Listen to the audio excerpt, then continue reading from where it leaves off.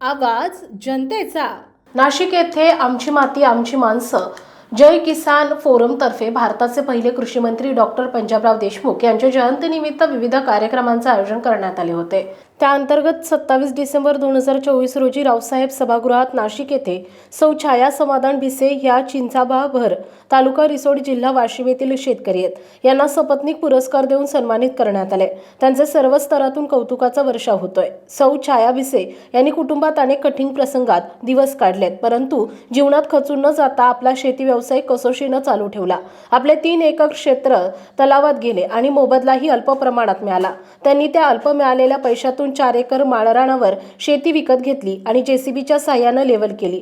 या शेताच्या बंधाऱ्यालगत नदी होती। शासनाच्या मागे लागून खोलीकरण होईल असं वाटलं, पण फायदा झाला नाही। शेवटी स्वतः जेसीबीच्या माध्यमातून खोलीकरण रुंदीकरण केले, पण शासनाच्या माध्यमातून नवीन सीएनजी बंधारा करून घेतला।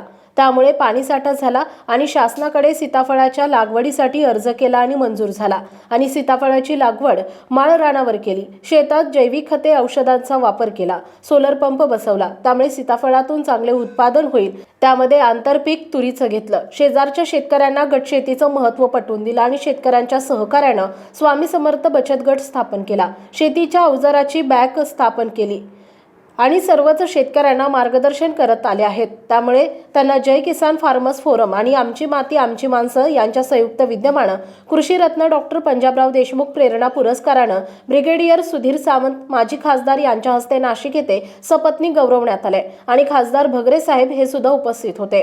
ही बाब परिसरातील शेतकऱ्यांसाठी आनंदाची गोष्ट आहे। वाशिम जिल्हा प्रतिनिधी नारायणराव वारू पाटील। आपल्या परिसरातील बातम्या आणि ताज्या घडामोडी पाहण्यासाठी आजच आमच्या ABK न्यूज 24 चॅनलला सबस्क्राईब करा आणि बेल आयकॉनवर क्लिक करा।